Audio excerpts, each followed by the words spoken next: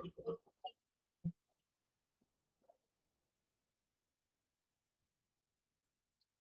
morning.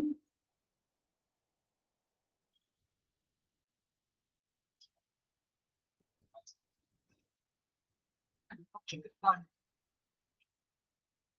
അപ്പൊ നമുക്ക് നമ്മുടെ ക്ലാസ് ഇന്നത്തെ സ്റ്റാർട്ട് ചെയ്യണ്ടേ? എന്താണ് എക്സാമിനെ പറ്റിയാണോ ചർച്ച? എല്ലാവും എക്സാമിനൊക്കെയാണോ?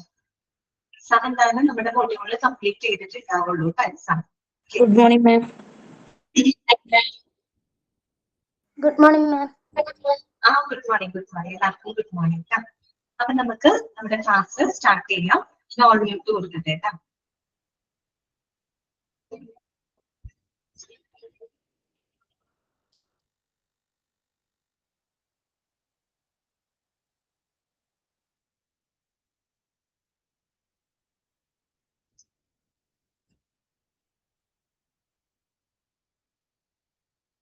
അപ്പൊ നമ്മള് കഴിഞ്ഞ ക്ലാസ്സിൽ സ്റ്റാഫിംഗ് പഠിച്ചിരുന്നു അല്ലെ? സ്റ്റാഫിംഗ് നമ്മൾ പറഞ്ഞിരുന്നു. പിന്നെ ഏറ്റവും പ്രധാനപ്പെട്ട ഒരു പോയിന്റ് ആയിരുന്നു number of pharmacist required in a hospital എന്ന് പറയുന്നത്. എന്താണ് പറഞ്ഞത്? നമ്പർ ഓഫ് ബെഡ്സ് അല്ലെ? ബെഡ് സ്ട്രക്ചർ ഡിപ്പെൻഡ് ചെയ്തിട്ടാണ്. പിന്നെ നമ്മള് ഫാർമസിസ്റ്റുകളുടെ ഒരു ഫ്ലോ ചാർട്ട് നമ്മൾ കണ്ടിരുന്നു അല്ലെ? പിന്നെ നമ്മൾ കണ്ടിട്ടുണ്ടായിരുന്നു ഹോസ്പിറ്റൽ ഫോർമുലറി എന്താണെന്ന് കണ്ടു. DTCയെ കുറിച്ച് പറഞ്ഞു അല്ലെ? ഡ്രഗ്സ് ആൻഡ് ഫാർമസ്യൂട്ടിക്കൽ കമ്മിറ്റി എന്താണെന്നും അതിന്റെ പ്രധാനപ്പെട്ട ഫങ്ഷൻസുകളൊക്കെ നമ്മൾ പറഞ്ഞു. പിന്നെ ഫോർമുലറി ഇവിടെ വരെയാണ് നമ്മൾ പറഞ്ഞു നിർത്തിയത്. എല്ലാവരും വായിച്ചു നോക്കിയിരുന്നോ? വായിച്ചു നോക്കി എല്ലാവരും?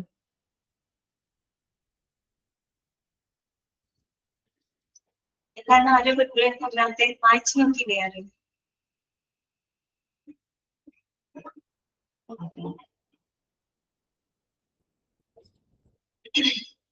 അപ്പൊ നമുക്ക് ഇന്നത്തെ ക്ലാസ് നമുക്ക് തുടങ്ങാം കേട്ടോ. ആബ്സെന്റ് ആയിരുന്നു. ഓക്കെ. എല്ലാവരും ഇല്ലേ ക്ലാസ്സില്? ആരും റിപ്ലൈ ഒന്നും അയക്കുന്നില്ലല്ലോ, എന്ത് പറ്റി? ഓക്കെ. അപ്പൊ നമ്മള് കഴിഞ്ഞ ദിവസം ഹോസ്പിറ്റൽ ഫോർമുലറി വരെയാണ് പറഞ്ഞു നിർത്തുന്നത്. എനിക്ക് തോന്നുന്നു ഞാൻ കഴിഞ്ഞ ക്ലാസ്സിൽ പറഞ്ഞപ്പോ കുറച്ച് നിങ്ങൾക്ക് മനസ്സിലാവാതെ വന്നു തോന്നുന്നു അല്ലെ? ഫോർമുലറി ഞാൻ കുറച്ച് സ്ട്രെയിൻ ചെയ്തിട്ടായിരുന്നു വന്നത്. അപ്പൊ എനിക്ക് വേണ്ട രീതിയിൽ പറയാനായിട്ട് പറ്റിയില്ലായിരുന്നു. അപ്പം അതില് 2 പോയിന്റ് ആണ് ഡൗട്ട്സ് വന്നേ തോന്നുന്നു. അതുകൂടെ പറഞ്ഞിട്ട് നമുക്ക് ഇന്നത്തെ ക്ലാസ് തുടങ്ങാം കേട്ടോ. അതായത് ഫോർമുലറി എന്ന് പറഞ്ഞാൽ നിങ്ങൾക്ക് ക്ലിയർ ആയിട്ട് അറിയാത്തവർക്കാണെങ്കിൽ പറയാണ്, it is the list of medicines ആണ് കേട്ടോ. That are routinely available for the use in a hospital. അതായത് നമ്മുടെ ഒരു ഹോസ്പിറ്റലിൽ ഡെയിലി ഉപയോഗിക്കുന്നതിന് വേണ്ടിയിട്ട് ലഭ്യമാക്കിയിട്ടുള്ള ആ മെഡിസിൻസിന്റെ ലിസ്റ്റിനെയാണ് നമ്മൾ ഫോർമുലറി എന്ന് പറയുന്നത്. അപ്പൊ അതിനകത്ത് 4 പോയിന്റ്സ് നമ്മൾ പഠിച്ചിരുന്നു. അതിൽ അവസാനത്തെ 2 പോയിന്റ് പ്രത്യേകം നോട്ട് ചെയ്ത് പഠിക്കണം. അതിന്റെ ക്വസ്റ്റ്യൻ വന്നിട്ടുണ്ട്, അതുകൊണ്ടാണ് പറഞ്ഞത്. അതായത് ഒരു ഡോക്ടേഴ്സിനെ ഫോർമുലറി ഏത് രീതിയിലാണ് സഹായിക്കുന്നത് ഞാൻ പറഞ്ഞു. അതായത് ഏതെങ്കിലും ഒരു രോഗി എന്തെങ്കിലും രോഗലക്ഷണമായിട്ടോ അല്ലെങ്കിൽ മറ്റെന്തെങ്കിലും രോഗാവസ്ഥയിലോ പറ്റുന്ന സമയത്ത് അവരുടെ ചികിത്സയ്ക്കായിട്ട് ഏതെല്ലാം മരുന്നുകളാണ് ആ ഫാർമസിയിൽ ലഭ്യമായിട്ടുള്ളത് എന്ന് കണ്ടെത്താനായിട്ട് ഒരു ഡോക്ടറിനെ സഹായിക്കുന്നത് ഈ പറയുന്ന ഫോർമുലറിയാണ്. ഓക്കെ. പിന്നെ അത് മാത്രമല്ല, വേറൊരു രീതിയിലും ഡോക്ടറെ സഹായിക്കുന്നുണ്ട്. അതായത് മറ്റു മരുന്നുകളുമായിട്ട് ഇടപെടൽ മൂലം അപകടം ഉണ്ടാക്കാൻ സാധ്യതയുള്ള ചില മരുന്നുകൾ പ്രിസ്ക്രൈബ് ചെയ്യുന്നില്ല എന്ന് ഉറപ്പുവരുത്താനും ഡോക്ടറിനെ സഹായിക്കുന്നത് ഫോർമുലറിയാണ് കേട്ടോ. ചാപ്റ്റർ ഫാർമസിയാണ് കേട്ടോ. 15 ആണ് ഫാർമസി. ഓക്കെ, അത് ക്ലിയർ ആയല്ലോ? എന്താണ് ഫസ്റ്റ് പോയിന്റോ? ഫസ്റ്റ് പോയിന്റ് എന്ന് പറഞ്ഞാൽ ഫോർമുലറി എന്താണെന്ന്, ഫോർമുലറി ഏത് രീതിയിലാണ് ഒരു ഡോക്ടറിനെ സഹായിക്കുന്നത് കേട്ടോ.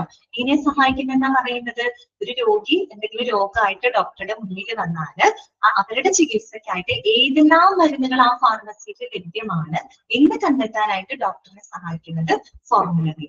മനസ്സിലായല്ലോ? അതുപോലെ മറ്റു മരുന്നുകളുമായിട്ട് ചില ഇടപെടലുകൾ മൂലം അപകട സാധ്യത ഉണ്ടായേക്കാവുന്ന ചില മരുന്നുകളുണ്ട്. അതൊന്നും തന്നെ പ്രിസ്ക്രൈബ് ചെയ്യുന്നില്ല എന്ന് ഉറപ്പുവരുത്താനും ഡോക്ടറിനെ സഹായിക്കുന്നത് ഫോർമുലറി. ഇപ്പൊ നമുക്ക് എന്തെങ്കിലും അസുഖമായിട്ട് പോവുകയാണ് ഡോക്ടറെ കാണിക്കുന്നത്. അപ്പൊ നമുക്ക് ചുമയുണ്ട്, ജലദോഷമുണ്ട്, ശ്വാസമുട്ടലുണ്ട്, അങ്ങനെ എന്തെങ്കിലുമൊക്കെ ഉണ്ട്. അപ്പൊ എന്തായാലും ഒരു 3 or 4 കൂട്ടം മരുന്നുകൾ ഡോക്ടർ നമുക്കായിട്ട് എഴുതും അല്ലെ?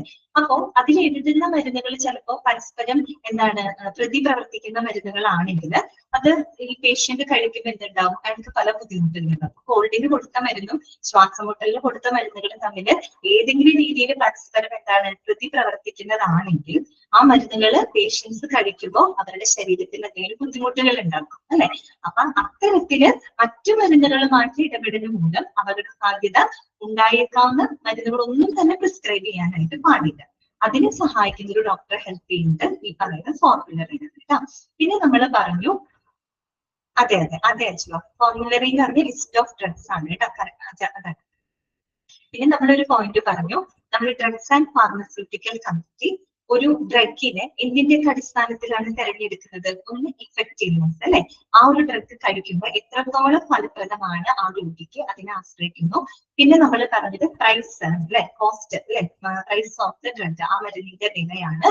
പിന്നെ നമ്മൾ കണ്ടത് need for that particular medicine, ആ ഒരു മരുന്നിന്റെ ആവശ്യകത ആ ഹോസ്പിറ്റലിൽ എത്രത്തോളം ഉണ്ട്. ഈ പറയുന്ന 3 ഫാക്ടറിൽ ഡിപ്പെൻഡ് ചെയ്തിട്ടാണ് ഈ പറയുന്ന കമ്മിറ്റി ഒരു ഡ്രഗിനെ തെരഞ്ഞെടുക്കുന്നത്.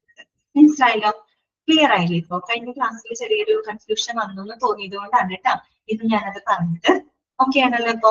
ശരി, അപ്പൊ നമുക്ക് ഇന്നത്തെ ഇത് തുടങ്ങാം. ശ്രദ്ധിച്ചിരിക്കണം കേട്ടോ. നോക്കാം, ഇൻജെക്റ്റിംഗ് ഓഫ് ഡ്രഗ്സ്. അതാണ് ഇൻജെക്റ്റിംഗ് ഓഫ് ഡ്രഗ്സ്. എന്താണ് ഇൻജെക്റ്റിംഗ് എന്ന് പറഞ്ഞാൽ ഉദ്ദേശിക്കുന്നത്? ഇൻജെക്റ്റിംഗ് എന്ന് പറഞ്ഞാല് എന്താണ് ശരിക്കും പറഞ്ഞാൽ it's the process of requesting for the supply of medicine അല്ലെ. ഏതെങ്കിലും ഒരു മെഡിസിൻ നമുക്ക് വാങ്ങുന്നതിന് വേണ്ടിയിട്ട് നമ്മളൊരു റിക്വസിഷൻ കൊടുക്കാം. മനസ്സിലായോ? Making the requisition for a medicine. അതായത് നമ്മളൊരു മെഡിസിന് വേണ്ടിയിട്ട് ഒരു റിക്വസിഷൻ കൊടുക്കണം. ആ മരുന്ന് ഞങ്ങൾക്ക് ആവശ്യമുണ്ട്, ഞങ്ങളുടെ ഫാർമസിയിലേക്ക് ആ ഒരു മരുന്ന് ആവശ്യമുണ്ട് എന്നൊരു റിക്വസിഷൻ കൊടുക്കുന്ന ആ ഒരു പ്രോസസ്സിനെയാണ് നമ്മൾ എന്ത് പറയുന്നത്? ഇന്റൻഡിങ് എന്ന് പറയുന്നത്. ഇവിടെ എന്താണ്? ഇന്റൻഡിങ് ഓഫ് ഡ്രഗ്സ് ആണ് അല്ലെ. മരുന്നുകൾ നമ്മൾ വാങ്ങുന്നതിന് വേണ്ടിയിട്ട് ആ റിക്വസിഷൻ കൊടുക്കുകയാണ്. ഓക്കെ, അത്രയേ ഉള്ളൂ. അപ്പോ നമ്മളിവിടെ പറയുന്നത് ഈ മരുന്നുകൾ പർച്ചേസ് ചെയ്യുന്നതുമായിട്ട് ബന്ധപ്പെട്ടുള്ള ചില കാര്യങ്ങളാണ് ഇതിനകത്ത് പറയുന്നത് കേട്ടോ. ഓരോ പോയിന്റും വളരെ ഇമ്പോർട്ടന്റ് ആണ്, അത് മനസ്സിലാക്കി തന്നെ വെക്കണം. ക്വസ്റ്റ്യൻസ് വരാറുണ്ട് കേട്ടോ. അപ്പൊ നമുക്ക് ഫസ്റ്റ് പോയിന്റ് ഇവിടെ നമുക്കറിയാം, നമ്മളൊരു മരുന്നിന്റെ ലിസ്റ്റ് തയ്യാറാക്കിയാൽ ഒന്നില്ലെങ്കിൽ അത് മാനുഫാക്ചർ ചെയ്യണം, ആ മരുന്നുകൾ നമ്മൾ നിർമ്മിക്കണം. അതല്ലെങ്കിൽ നമ്മൾ എന്ത് ചെയ്യണം?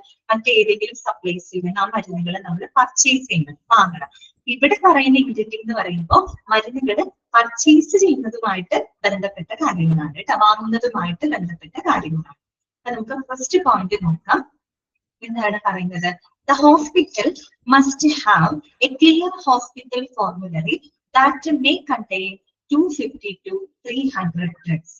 പറയുന്നത് അതായത് ഏകദേശം ഒരു 250 മുതൽ 300 മരുന്നുകൾ അടങ്ങുന്ന ഒരു വ്യക്തമായിട്ടുള്ള ഫോർമുലറി എല്ലാ ആശുപത്രികൾക്കും ഉണ്ടായിരിക്കണം. മനസ്സിലായല്ലോ? ഫോർമുലറി നമ്മൾ പഠിച്ചല്ലേ, ലിസ്റ്റ് ഓഫ് ഡ്രഗ്സ് ആണ്. ഏകദേശം എത്ര നമ്പർ ഓഫ് ഡ്രഗ്സ് എങ്കിലും വേണമെന്നാണ് പറയുന്നത്? 250 മുതൽ 300 വരെ മരുന്നുകൾ അടങ്ങിയ ഒരു വ്യക്തമായിട്ടുള്ള ഫോർമുലറി ഹോസ്പിറ്റലിന് ഉണ്ടായിരിക്കണം. മനസ്സിലായോ പറഞ്ഞത്? ക്ലിയർ അല്ലേ അത്? അപ്പൊ ആ എണ്ണം നിങ്ങൾ നോട്ട് ചെയ്ത് വെക്കണം കേട്ടോ. ക്വസ്റ്റ്യൻ വരാം. 250 to 300 ഡ്രഗ്സ് ആണ്. മിനിമം അത്രയെങ്കിലും മരുന്നുകൾ ഒരു ഹോസ്പിറ്റൽ ഫാർമസിയിലെ ഫോർമുലറിയിൽ ഉൾപ്പെടുത്തിയിരിക്കണം. മനസ്സിലായല്ലോ? ഓക്കെ. ഇനി രണ്ടാമത്തെ പോയിന്റ് ആണ് drug to be intended keeping the safety stock in mind. അതാണ് drug to be intended keeping safety stock in mind. അതായത് ഒരു സേഫ്റ്റി സ്റ്റോക്ക്, ഓക്കെ, ഒരു സേഫ്റ്റി സ്റ്റോക്ക് മനസ്സിൽ വെച്ചുകൊണ്ട് വേണം നമ്മൾ ഒരു മരുന്നിനുള്ള റിക്വസിഷൻ കൊടുക്കാനായിട്ട്. അതാണ് പറഞ്ഞത്, ഒരു സേഫ്റ്റി സ്റ്റോക്ക് മനസ്സിൽ വെച്ചുകൊണ്ട് വേണം നമ്മൾ ഒരു മരുന്നിനുള്ള റിക്വസിഷൻ കൊടുക്കാനായിട്ട്. എന്താണ് അത് ഉദ്ദേശിക്കുന്നത്? ഞാൻ പറയാം. അപ്പൊ നമ്മുടെ ഫാർമസിയിലെ ഏതെങ്കിലും ഒരു പർട്ടിക്കുലർ ഡ്രഗ്, നമുക്കൊരു ഫെഡ് എന്ന് വിചാരിക്കാം, അങ്ങനൊരു ഡ്രഗ് ഉണ്ട്. അപ്പൊ ആ ഒരു ഡ്രഗ് നമുക്ക് 1000 യൂണിറ്റ് നമ്മൾ ഫാർമസിയിൽ മേടിച്ചു വെച്ചിട്ടുണ്ട്. 1000 യൂണിറ്റ് ഉണ്ട്. ഓക്കെ, അപ്പൊ നമ്മൾക്കറിയാം ഈ ഒരു ഡ്രഗ് എന്ന് പറഞ്ഞാൽ അത്യാവശ്യം നല്ല ഡിമാൻഡ് ഉള്ള ഡ്രഗ് ആണ്. ഡെയിലി അത് ഹോസ്പിറ്റലിലെ യൂസിന് വേണ്ടിയിട്ട് ഉപയോഗിക്കുന്ന ഒരു മരുന്നാണെന്ന് വിചാരിക്കാം. 1000 യൂണിറ്റ് നമ്മുടെ കയ്യിലുണ്ട്. അപ്പൊ ഡെയിലി അത് ഉപയോഗിക്കുന്നുണ്ട്. അതിങ്ങനെ എണ്ണം കുറഞ്ഞു അവസാനം ഒരു 700 ആയി, കുഴപ്പമില്ല. പിന്നെ അത് 600 ആയി, പിന്നെ ഒരു 500 വരെ ആയെന്ന് വിചാരിക്കാം. 500 യൂണിറ്റ് വരെ ആയെന്ന് വിചാരിക്കാം. അപ്പോഴും എന്താണ്? അതൊരു സേഫ്റ്റി സ്റ്റോക്ക് ആണ്, കുഴപ്പമില്ല, ആ ലെവലിൽ നിന്നാലും പ്രശ്നമില്ല. പക്ഷേ എന്താണ്? അപ്പൊ അത് വീണ്ടും ഡെയിലി ഉപയോഗിക്കുന്ന മരുന്നാണ്, ഡിമാൻഡ് ഉള്ള മരുന്നാണ് അല്ലെ. വീണ്ടും അത് ഉപയോഗിച്ചൊരു 400 എത്തിക്കഴിഞ്ഞാൽ നമുക്കത് സേഫ്റ്റി സ്റ്റോക്ക് എന്ന് പറയാൻ പറ്റില്ല. കാര്യം എന്താണ്, അതിന്റെ ആ സ്റ്റോക്ക് കുറഞ്ഞുകൊണ്ടിരിക്കുകയാണ് അല്ലെ. ഇവിടെ എന്താ നമ്മൾ പറഞ്ഞത്, ആ ഒരു സേഫ്റ്റി സ്റ്റോക്ക് മനസ്സിൽ വെച്ചുകൊണ്ട് ആ ഒരു സേഫ്റ്റി സ്റ്റോക്ക് ആകുമ്പോൾ തന്നെ നമ്മൾ എന്ത് ചെയ്യണം, ആ ഒരു മരുന്നിന്റെ ഡിമാൻഡ് മനസ്സിലാക്കിയിട്ട് അത് മേടിക്കാനുള്ള റിക്വസിഷൻ നമ്മൾ കൊടുത്തിരിക്കണം. മനസ്സിലാക്കി തീരെ ക്രിട്ടിക്കൽ ലെവലിലേക്ക് എത്താനായിട്ട് അനുവദിക്കരുത്. 500 ഉണ്ടല്ലോ, സേഫ്റ്റി ആണല്ലോ, കുഴപ്പമില്ല, 400 300 ഒക്കെ ആവട്ടെ, എന്നിട്ട് നമുക്ക് റിക്വസിഷൻ കൊടുത്താൽ മതി, അങ്ങനെ ചിന്തിക്കരുതെന്ന്. ആ ഒരു സേഫ്റ്റി സ്റ്റോക്ക് നിലനിൽക്കുമ്പോൾ തന്നെ ആ ഒരു മരുന്നിന്റെ ഡിമാൻഡ് മനസ്സിലാക്കിയിട്ട് അത് മേടിക്കാനുള്ള റിക്വസിഷൻ നമ്മൾ കൊടുത്തിരിക്കണം. കാര്യം എന്താന്ന് വെച്ചാൽ, നമ്മുടെ ഒരു റിക്വസിഷൻ മരുന്നിന് വേണ്ടി കൊടുത്തു കഴിഞ്ഞാൽ അത് അവിടെ എത്തി, അത് എടുത്ത് അത് ട്രാൻസ്പോർട്ട് ചെയ്ത് ഇവിടെ വരുമ്പോഴേക്കും സമയം എടുക്കും അല്ലെ. എന്തുണ്ടാവും, ഓരോ ദിവസം ഈ മരുന്ന് ഉപയോഗിച്ച് ആ സ്റ്റോക്ക് വളരെയധികം താഴ്ന്നു പോകും. അപ്പൊ നമുക്ക് വേണ്ടത്ര രീതിയിൽ പേഷ്യൻസിന് അത് കൊടുക്കാനായിട്ട് സാധിക്കില്ല. അതാണ് അവിടെ ഉദ്ദേശിക്കുന്നത്. ഒരു സേഫ്റ്റി സ്റ്റോക്ക് മനസ്സിൽ വെച്ചുകൊണ്ട് വേണം നമ്മൾ ഒരു മരുന്നിനുള്ള റിക്വസിഷൻ കൊടുക്കാനായിട്ട്. ക്ലിയർ ആയോ? അപ്പൊ മനസ്സിലായോ ഞാൻ പറഞ്ഞത്? ക്ലിയർ ആണോ? ക്ലിയർ ആണല്ലോ? ശരി. ഞാനത് ചോദിക്കുന്ന വേറൊന്നുണ്ടല്ലോ കേട്ടോ, ഇവിടെ പല ക്വസ്റ്റ്യൻസ് വന്നിട്ടുണ്ട്. അതിന്റെ മിസ്സായി പോവാതിരിക്കാൻ വേണ്ടിയിട്ടാണ് കേട്ടോ അങ്ങനെ ഇടയ്ക്കിടയ്ക്ക് ഇത് ചോദിക്കുന്നത്. ഓരോ പോയിന്റ് ക്ലിയർ ചെയ്ത് പോകും കേട്ടോ. ഇനി തേർഡ് പോയിന്റിലാണ്, economic order quantity should be followed to thwart over stocking or theft. ആണ് പറയുന്നത്, economic order quantity should be followed to thwart over stocking or theft. എന്താണ് ത്വാർട്ട് എന്ന് പറയുന്ന വേർഡിന്റെ അർത്ഥം എന്നറിയാമോ? പ്രിവെന്റ് ചെയ്യാനാണ് അർത്ഥം. പ്രതിരോധിക്കുക, പ്രിവെന്റ് ചെയ്യുക, തടയുക എന്നൊക്കെയാണ് ആ വേർഡിന്റെ അർത്ഥം. ഇവിടെ ഉദ്ദേശിക്കുന്നത് ഒരു എക്കണോമിക് ഓർഡർ ക്വാണ്ടിറ്റി എന്ന് പറയുന്ന ആ ഒരു കൺസെപ്റ്റ് ഉണ്ട്. അത് എന്താണെന്ന് നമ്മൾ ഇതിന്റെ ലാസ്റ്റ് തന്നെ പറയുന്നുണ്ട് കേട്ടോ. അപ്പൊ കുറെ കൂടെ നമുക്ക് ഡീറ്റെയിൽഡ് ആയിട്ടാണ് പറയാം. നിങ്ങളിപ്പോ ഇത്രയും മനസ്സിലാക്കാം, എക്കണോമിക് ഓർഡർ ക്വാണ്ടിറ്റി എന്ന് പറയുന്ന ഒരു കൺസെപ്റ്റ് ഉണ്ട്, ഒരു ആശയമുണ്ട്. അത് നിർബന്ധമായിട്ടും ഫോളോ ചെയ്തുകൊണ്ട് വേണം എന്ത് ചെയ്യാനായിട്ട്, നമ്മളൊരു മരുന്ന് മേടിക്കുന്നതിനുള്ള റിക്വസിഷൻ കൊടുക്കാനായിട്ട്. എന്തിനു വേണ്ടിയിട്ടാണ് ആ ഒരു കൺസെപ്റ്റ് ഫോളോ ചെയ്യുന്നതെന്ന് പറയാൻ കാരണം എന്താണ്? In order to prevent the overstocking of theft. അതായത് ഓവർ സ്റ്റോക്കിംഗ് തടയുന്നതിന് വേണ്ടിയിട്ടാണ്. നമ്മളിപ്പോ ഒരു സാധനം മേടിച്ച് ഒരുപാട് നമ്മൾ സ്റ്റോക്ക് ചെയ്ത് വെക്കുമ്പോൾ ഓവർ സ്റ്റോക്കിംഗ് ആയിക്കഴിഞ്ഞാൽ അവിടെ എന്ത് പ്രശ്നം ഉണ്ടാവും അറിയോ? തെഫ്റ്റിനുള്ള സാധ്യതയുണ്ട്, കളവ് വരാനുള്ള ഒരു സാധ്യതയുണ്ട്. ചില സാധനങ്ങൾ നമ്മൾ ഒരുപാട് വാങ്ങിച്ചു വെക്കുകയാണ്, ഡ്രഗ്സ് ആണ് അല്ലെ. അപ്പൊ വാങ്ങിച്ചു വെക്കുന്ന സമയത്ത് ചില ആൾക്കാർക്ക് തോന്നിയിട്ടില്ല, ഒരുപാട് ഉണ്ടല്ലോ, അപ്പൊ അതിനൊരു 1-2 എടുത്താൽ ഒരു പ്രശ്നമൊന്നും ഉണ്ടാവാൻ പോകുന്നില്ല, ആരും അറിയാനൊന്നും പോകുന്നില്ല. അങ്ങനെയുള്ള തെഫ്റ്റിനുള്ള ഒരു സാധ്യതയുണ്ട്. മനസ്സിലായല്ലോ? എന്തായാലും എല്ലാം ഡീൽ ചെയ്യുന്നത് മനുഷ്യർ തന്നെയാണ് അല്ലെ. അപ്പൊ അവിടെ തെഫ്റ്റിനൊക്കെ സാധ്യതയുണ്ട്. ഇത്തരത്തില് ഈ ഓവർ സ്റ്റോക്കിങ്ങും അതുവഴി ഉണ്ടാവുന്ന ആ ഒരു തെഫ്റ്റ്, കളവ്, അത് പ്രിവെന്റ് ചെയ്യുന്നതിന് വേണ്ടിയിട്ട് എക്കണോമിക് ഓർഡർ ക്വാണ്ടിറ്റി എന്ന് പറയുന്ന ആ ഒരു കൺസെപ്റ്റ് നിർബന്ധമായിട്ടും ഫോളോ ചെയ്തിരിക്കുന്നു. ഓക്കെ, ആ ഒരു കൺസെപ്റ്റ് ഫോളോ ചെയ്തുകൊണ്ട് വേണം നമ്മളൊരു മരുന്നിനുള്ള റിക്വസിഷൻ കൊടുക്കാനായിട്ട്. അപ്പൊ നിങ്ങൾക്ക് ഒരു സംശയം വരിക, എന്താണ് എക്കണോമിക് ഓർഡർ ക്വാണ്ടിറ്റി? അത് നമുക്ക് പറയാം, ഇതിന്റെ ലാസ്റ്റ് പോയിന്റിൽ പറയുന്നുണ്ട് കേട്ടോ. ഓക്കെ, ചിലപ്പോൾ ചോദ്യം വരാം, എന്താണ് ഓവർ സ്റ്റോക്കിംഗ് തെഫ്റ്റ് പ്രിവെന്റ് ചെയ്യാനായിട്ട് ഏത് കൺസെപ്റ്റ് ആണ്, എന്താണ് ഫോളോ ചെയ്യേണ്ടത് എന്നൊരു ചോദ്യം എന്ന ഓപ്ഷനിൽ ചിലപ്പോൾ ഈ ഒരു സംഭവം കാണാം, എക്കണോമിക് ഓർഡർ ക്വാണ്ടിറ്റി കേട്ടോ. അങ്ങനെ തിരിച്ചറിയുന്നത്. ഇനി അടുത്ത പോയിന്റ് നോക്കാം. ഏതെങ്കിലും പോയിന്റ് ക്ലിയർ ആവാത്തതുണ്ടെങ്കിൽ അപ്പൊ തന്നെ പറയുന്നു കേട്ടോ. ശരി, അടുത്തതാണ് order to be issued as soon as the critical level is reached. അതാണ് order to be issued as soon as the critical level is reached. അതായത് ഒരു ക്രിട്ടിക്കൽ ലെവലിൽ എത്തുന്നതിന് മുൻപായിട്ട് തന്നെ നമ്മൾ ഓർഡർ കൊടുത്തിരിക്കണം, ഓർഡർ ഇഷ്യൂ ചെയ്തിരിക്കണം. നമ്മളൊരു സേഫ്റ്റി സ്റ്റോക്കിന്റെ കാര്യം പറഞ്ഞില്ലേ, അതുമായിട്ട് കണക്റ്റഡ് ആയിട്ടുള്ള ഒരു പോയിന്റ് ആണ്. അതായത് നമ്മൾ സേഫ്റ്റി സ്റ്റോക്ക് കഴിഞ്ഞ് പിന്നെ താഴെ പോകും തോറും എന്താണ്, ക്രിട്ടിക്കൽ ലെവൽ ആയിക്കൊണ്ടിരിക്കുകയാണ് അല്ലെ. ആ ഒരു ലെവലിലേക്ക് എത്തരുത്. മനസ്സിലായത്? അതിന്റെ അളവ് കുറയുമ്പോൾ ക്രിട്ടിക്കൽ ലെവൽ ആവാണ്, ഡേഞ്ചർ ലെവൽ ആവാണ്. ആ ലെവലിലേക്ക് എത്തിയിട്ട് നമ്മളൊരു പർച്ചേസിംഗ് ഓർഡർ കൊടുക്കാന്ന് പറയുന്നത് അത് ശരിയല്ല. അതാണ് അവിടെ പറയുന്നത്, ക്രിട്ടിക്കൽ ലെവൽ എത്തുന്നതിന് മുമ്പായിട്ട് തന്നെ എന്ത് ചെയ്തിരിക്കണം, നമ്മൾ ഓർഡർ ഇഷ്യൂ ചെയ്തിരിക്കണം, മരുന്ന് വാങ്ങാനുള്ള ഓർഡർ നമ്മൾ കൊടുത്തിരിക്കണം. മനസ്സിലായല്ലോ?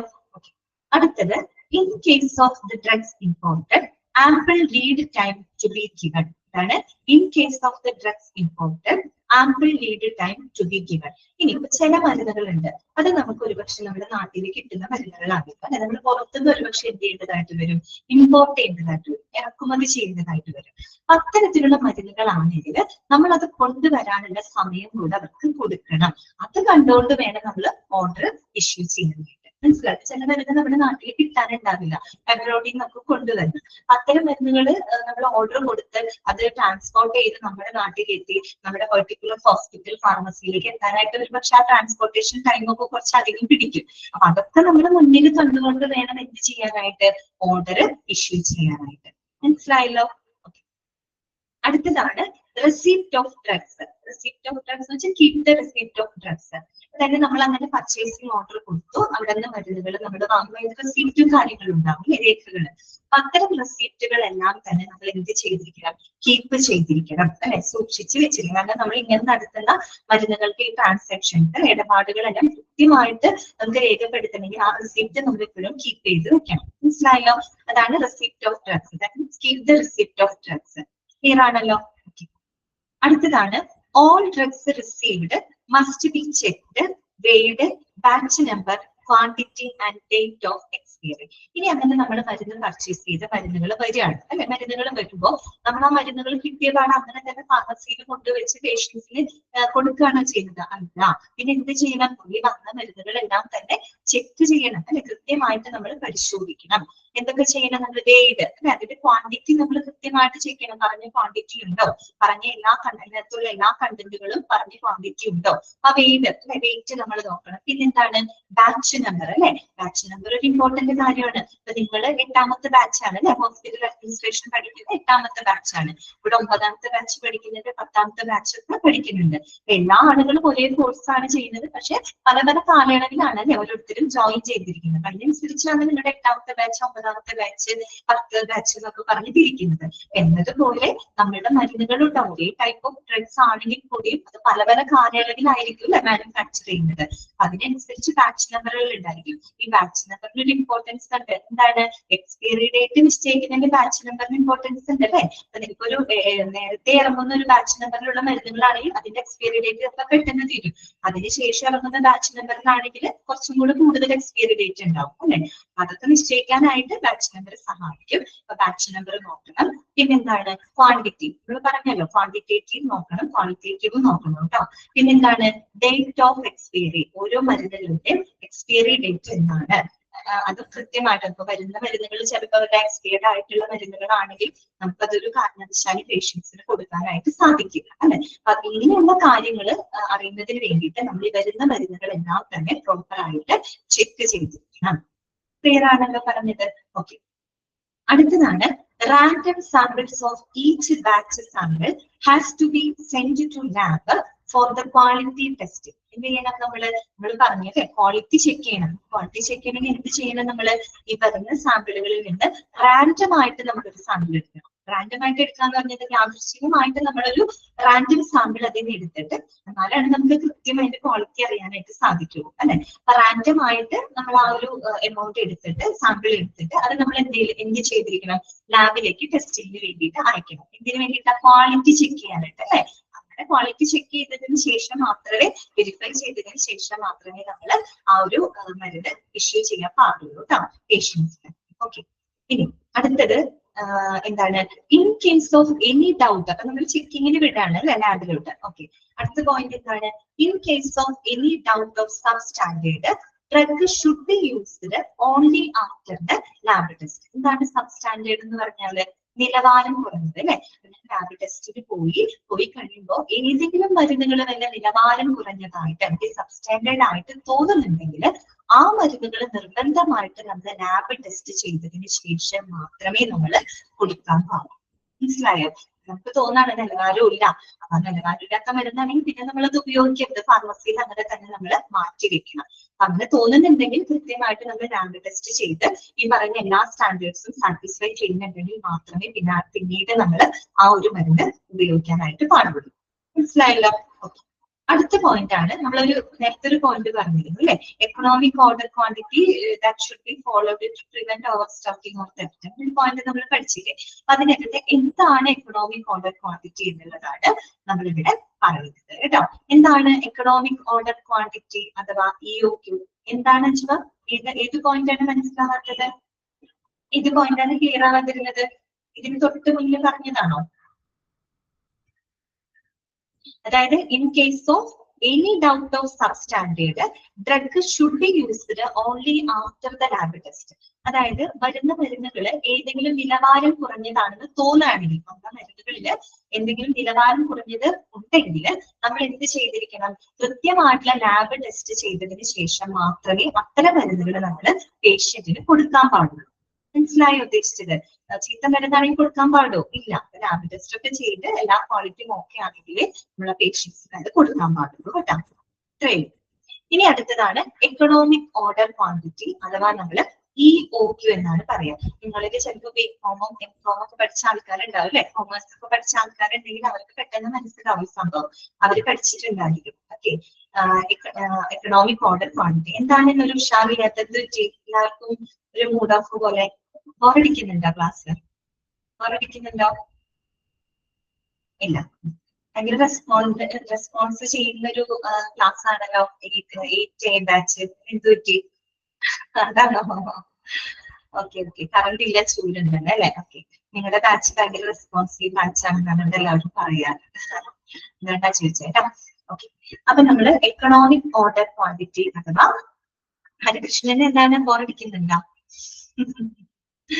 ഓക്കെ, ജോബ് സാർ എപ്പോഴും പറയും എനിക്ക് ഭയങ്കര ഇഷ്ടമാണ് ആ ബാച്ച്, നന്നായിട്ട് റെസ്പോണ്ട് ചെയ്യുന്ന കുട്ടികളാണെന്നൊക്കെ പറയാറുണ്ട്. അതാണ് ഞാൻ ചോദിച്ചത്. ശരി, അപ്പൊ നോക്കാം. എനിക്കത് തോന്നിയിട്ടുണ്ട് കേട്ടോ. അപ്പൊ ഓൾറെഡി ഇപ്പൊ ഒന്ന് മാറ്റി വെക്കുന്നു, പഠിക്കണ്ടേ? അപ്പൊ നോക്കി, എക്കണോമിക് ബോറടിക്കുന്നില്ല, ഹംഗ്രി ആണെന്ന് അല്ലെ? എന്തെങ്കിലും ക്ലാസ്സിൽ ഇരിക്കുന്ന എന്തെങ്കിലും ഇറക്കി കഴിക്കാൻ വേണ്ടിട്ട് എന്തെങ്കിലും ഒരു പാക്കറ്റ് അടുത്ത് വെച്ചിട്ട് നിങ്ങൾ ക്ലാസ്സിൽ എടുത്തോണ്ട് ഇങ്ങനെ കഴിച്ചോണ്ടിരുന്നാൽ മതി. ഏതായാലും നമ്മുടെ ഓൺലൈൻ ക്ലാസ് ആണല്ലോ, അപ്പൊ നിങ്ങൾ എന്തെങ്കിലും കഴിക്കാനായിട്ട് അടുത്ത് വെച്ചു, തിരിച്ച് വെള്ളമൊക്കെ അടുത്ത് വെച്ചു, ക്ലാസ്സിൽ ഇടയ്ക്കിടയ്ക്ക് ഇങ്ങനെ കഴിച്ചുകൊണ്ടിരിക്കാം. ഒരു രസമൊക്കെ ഉണ്ട് കേട്ടാ. ശരി, വിശന്നിരിക്കുമ്പോ ക്ലാസ് കേൾക്കുമ്പോ ഭയങ്കര ബുദ്ധിമുട്ട് തോന്നും അല്ലെ?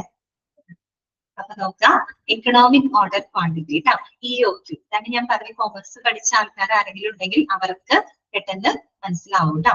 അപ്പൊ നമുക്ക് നോക്കാം എന്താണ് ഒരു കൺസെപ്റ്റ്.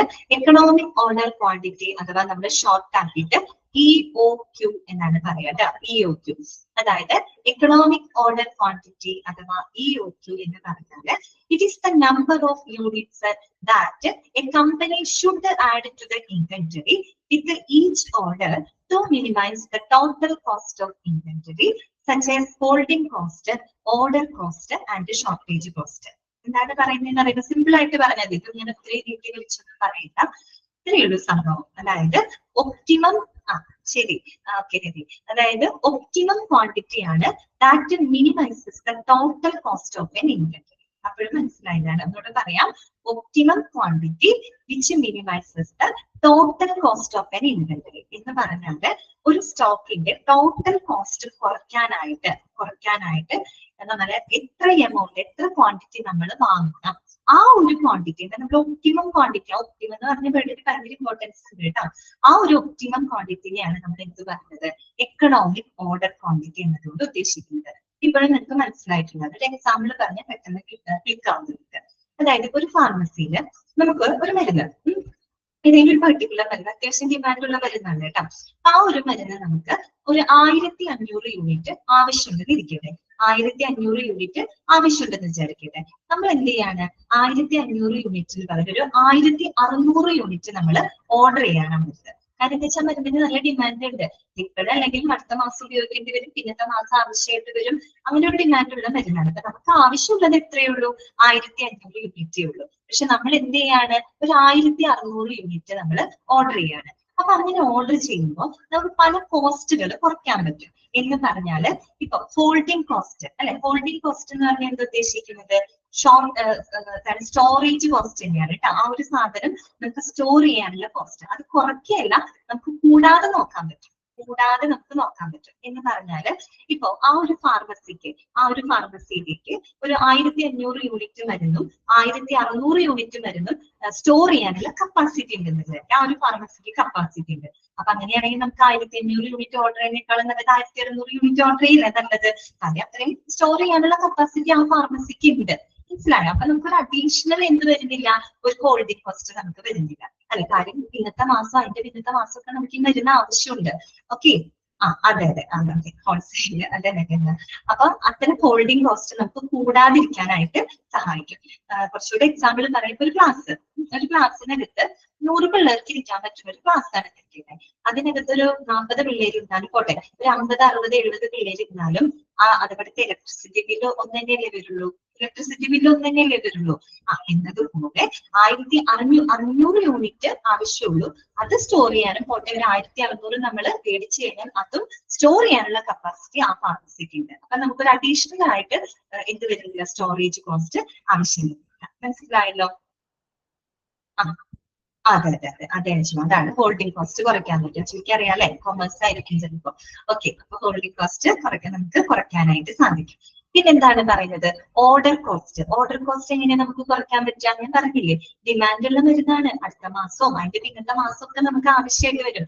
നമ്മൾ കുറച്ച് എക്സ്ട്രാ വാങ്ങിച്ചു വെക്കുകയാണെങ്കിൽ നമുക്ക് ഓരോ തവണ ഓർഡർ ചെയ്യുന്ന ആ ഒരു കോസ്റ്റ് നമുക്ക് കുറയ്ക്കാനായിട്ട് പറ്റും. ഒരു 4 തവണ ഓർഡർ ചെയ്ത് കൊടുത്ത് നമുക്കൊരു 3 തവണ ഓർഡർ ചെയ്താൽ മതി. ആ ഒരു 4ാമതൊരു തവണ ഓർഡർ ചെയ്യുന്ന കോസ്റ്റ് നമുക്ക് അവിടെ ലാഭിച്ചൂടെ? മനസ്സിലായോ?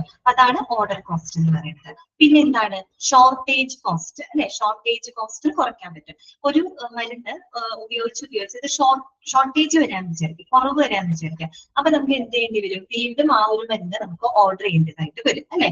വീണ്ടും ഓർഡർ ചെയ്യേണ്ടതായിട്ട് വരും. അപ്പൊ വീണ്ടും അവിടെ ഓർഡർ കോസ്റ്റ് കൂടാണ്. മനസ്സിലായോ? ഇത്തരത്തില് പല കോസ്റ്റുകളും കുറച്ചുകൊണ്ട് നമുക്ക് എന്ത് ചെയ്യാൻ പറ്റും? ടോട്ടൽ കോസ്റ്റ് നമുക്ക് മിനിമൈസ് ചെയ്യാനായിട്ട് സാധിക്കും. ആ ഒരു എമൗണ്ടിനെയാണ് നമ്മൾ എക്കണോമിക് ഓർഡർ ക്വാണ്ടിറ്റി എന്ന് പറഞ്ഞ് ഞാൻ പറഞ്ഞ എക്സാമ്പിളിനകത്ത് 1500 യൂണിറ്റ് ആവശ്യമുള്ളടത്ത് ഞാനൊരു 1600 യൂണിറ്റ് ആണ് മേടിച്ചത്.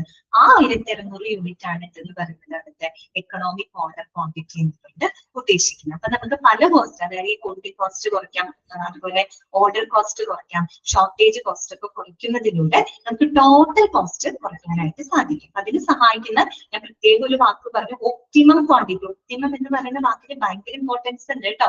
മിതമായൊരു ക്വാണ്ടിറ്റിയാണ്. അപ്പൊ ഞാൻ പറഞ്ഞില്ല 1600, എന്നാൽ പിന്നെ മിസ്റ്റേക്ക് 1600 അതിനൊരു 2000 ഓർഡർ ചെയ്തൂടെ? അങ്ങനെ പറ്റില്ല. നമുക്ക് കൂടുതൽ ഓർഡർ ചെയ്ത് കഴിഞ്ഞാൽ എന്ത് സംഭവിക്കും? അപ്പൊ നമുക്ക് സ്റ്റോറേജ് കപ്പാസിറ്റി ഉണ്ടാവില്ല. മനസ്സിലായോ?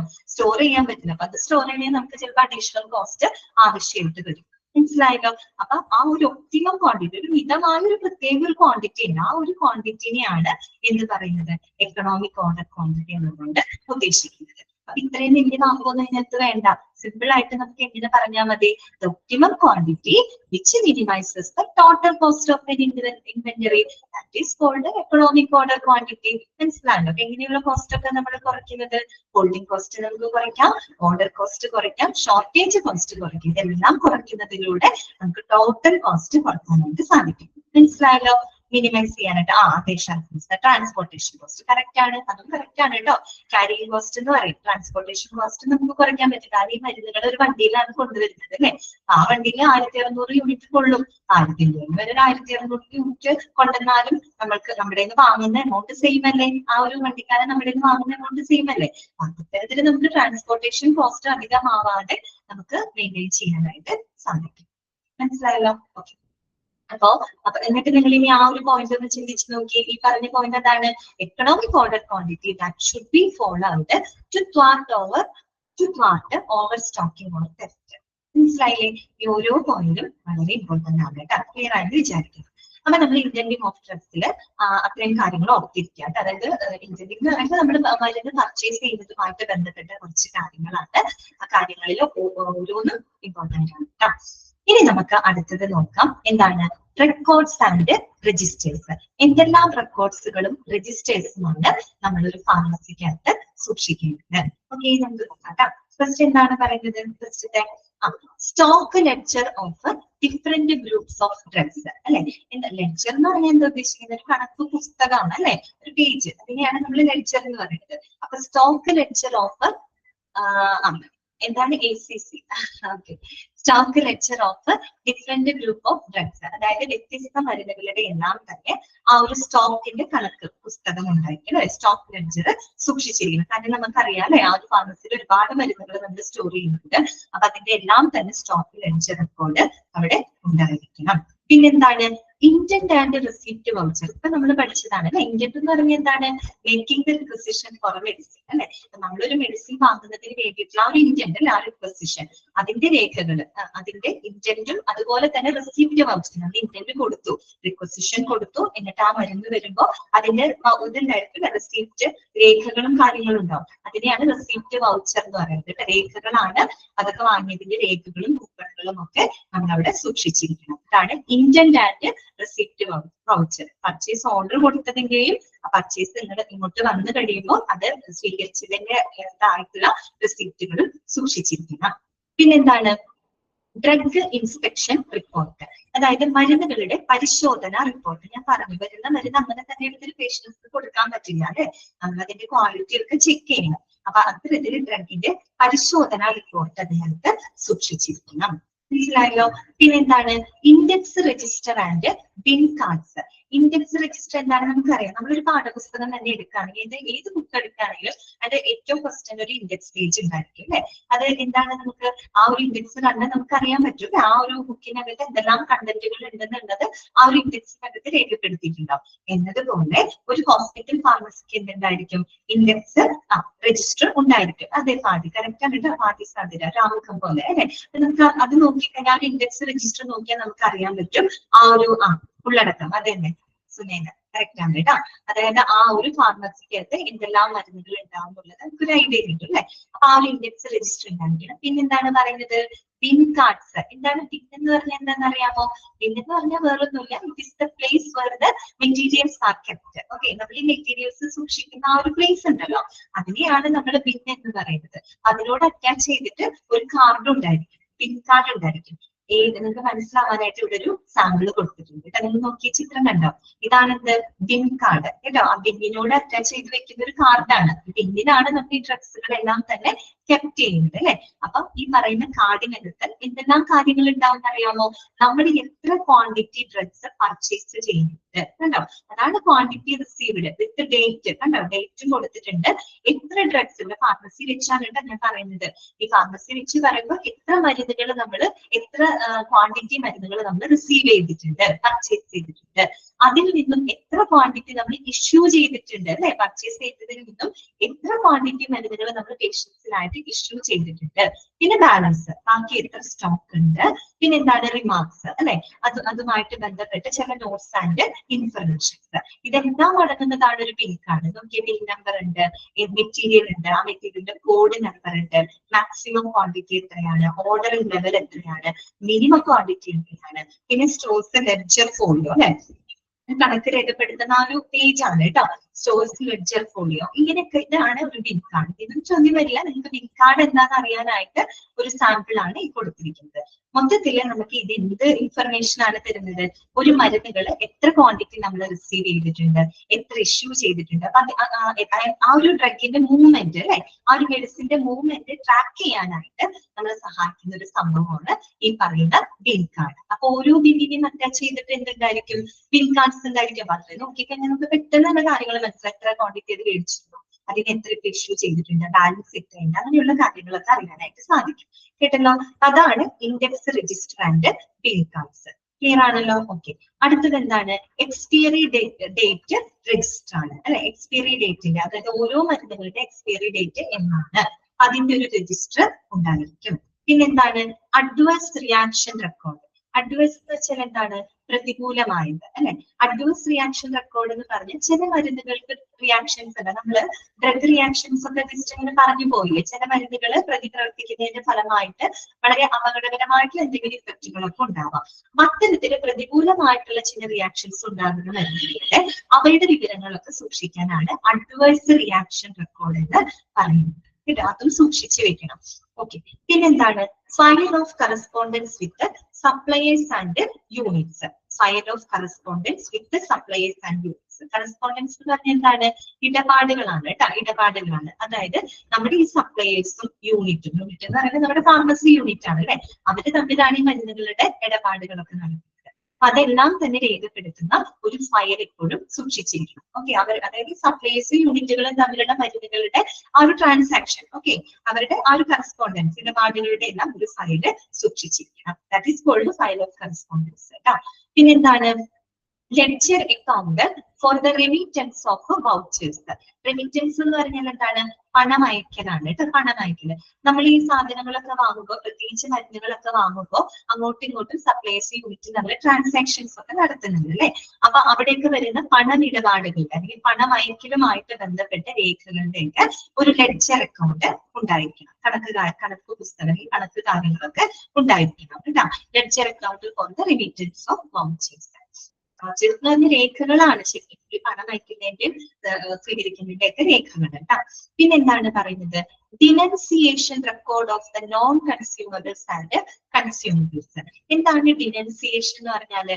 ഡിനൻസിയേഷൻ എന്ന് പറഞ്ഞാൽ ശരിക്കും നിരാകരിക്കുക എന്നുള്ള അർത്ഥമാണ് കേട്ടോ. നിരാകരിക്കുക എന്നൊക്കെയുള്ള ഒരു മീനിങ് ആണ്. അതായത് നോൺ കൺസ്യൂമബിൾസ് ആൻഡ് കൺസ്യൂമബിൾസ് എന്ന് പറയുന്നത് പ്രധാനമായിട്ടും denunciation record of the non consumables. നമ്മൾ ഉപയോഗിക്കാത്ത ചില മരുന്നുകളുണ്ട്. ഇപ്പൊ നമ്മൾ പർച്ചേസ് ചെയ്ത് ഒത്തിരി മരുന്നുകൾ വന്നു, ചിലതൊന്നും നമുക്ക് ഒരു കാരണവശാലും ഉപയോഗിക്കാൻ പറ്റില്ല. ചിലപ്പോൾ വരുമ്പോൾ ഡാമേജ് ആയിട്ടാണ് വരുന്നത്. അല്ലെങ്കിൽ ചിലപ്പോൾ നമ്മൾ ചെക്ക് ചെയ്യുമ്പോഴാവും പലതും ചിലപ്പോൾ എക്സ്പയറി ഡേറ്റ് കഴിഞ്ഞ ചില മരുന്നുകളാവാം, ഡാമേജ് ആയിട്ടുണ്ടാവാം, വേണ്ടത്ര ക്വാണ്ടിറ്റി ഉണ്ടാവില്ല അല്ലെ. ഇപ്പൊ നമ്മൾ ചെക്ക് ചെയ്യുമ്പോൾ പല കാര്യം ക്വാളിറ്റേറ്റീവ് ആയിട്ട് ക്വാളിറ്റി ഉണ്ടാവില്ല, ക്വാണ്ടിറ്റി ഉണ്ടാവില്ല, അങ്ങനെ പല പ്രശ്നങ്ങളൊക്കെ ആയിട്ട് നമുക്ക് ചില മരുന്നുകൾ ഒരു കാരണവശാലും നമുക്ക് ഉപയോഗിക്കാനായിട്ട് പറ്റില്ല. അതിനെയാണ് നമ്മൾ നോൺ കൺസ്യൂമബിൾസ് എന്ന് പറയുന്നത്. ഉപയോഗപ്രദമല്ലാത്ത മരുന്നുകളുണ്ടാവും. അപ്പൊ അവയുടെയൊക്കെ ഡിനൻസിയേഷൻ റെക്കോർഡ്, കറക്റ്റ് മലയാളം എന്താ പറയാതെ നിരാകരിക്കാൻ ഉണ്ടായിട്ടുള്ള റെക്കോർഡ്സ്, എന്ത് കാരണം കൊണ്ടാണ് അത് നോൺ കൺസ്യൂമബിൾ ആയി പോയത് എന്നത് രേഖപ്പെടുത്തുന്ന റെക്കോർഡ്, അതാണ് ഡിനൻസിയേഷൻ റെക്കോർഡ് കേട്ടോ. അപ്പൊ അത്തരത്തിലുള്ള ഡിനൻസിയേഷൻ റെക്കോർഡ് ഓഫ് നോൺ കൺസ്യൂമബിൾസ്. പിന്നെ പറയുന്നത് കൺസ്യൂമർ, ഉപയോഗിക്കുന്നതിന്റെ റെക്കോർഡ് സൂക്ഷിക്കണം. ഉപയോഗശൂന്യമായിട്ടുള്ളതിന്റെ റെക്കോർഡ് മാത്രമല്ല സൂക്ഷിക്കേണ്ടത്, നമ്മൾ എത്രത്തോളം മരുന്നുകൾ ഉപയോഗിക്കുന്നുണ്ട് അതിന്റെ റെക്കോർഡ് നമ്മൾ ഫാർമസിക്കകത്ത് സൂക്ഷിച്ചിരിക്കണം.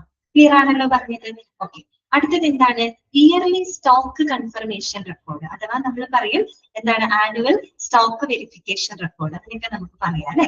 അതായത് ഒരു വർഷാവസാനത്തില് എത്രത്തോളം സ്റ്റോക്ക് വന്നിട്ടുണ്ട് അതിന്റെ ഒരു എന്താ പറയുക കൺഫർമേഷൻ റെക്കോർഡ്, അതായത് വാർഷിക സ്റ്റോക്ക് സ്ഥിരീകരണ റെക്കോർഡ്. അപ്പൊ ചിലപ്പോൾ ഒരു പ്രത്യേക പീരീഡിലേക്കായിരിക്കും നമ്മൾ ആ ഒരു ഇത് കണക്കെടുപ്പ് നടത്താം. പ്രത്യേകിച്ച് ഇപ്പൊ ഒരു ഫിനാൻഷ്യൽ ഇയർ ആയിരിക്കാം അല്ലെ. ഇപ്പൊ ഒരു ഫിനാൻഷ്യൽ ഇയർ കഴിയുമ്പോൾ എത്ര സ്റ്റോക്ക് ബാലൻസ് ഉണ്ട്, എന്തോരം സ്റ്റോക്ക് വന്നിട്ടുണ്ട് എന്നുള്ളതിന്റെ ഒരു കൺഫർമേഷൻ റെക്കോർഡ് അല്ലെ, അത് സ്ഥിരീകരണ റെക്കോർഡുകൾ സൂക്ഷിച്ചിരിക്കണം. പിന്നെന്താണ്?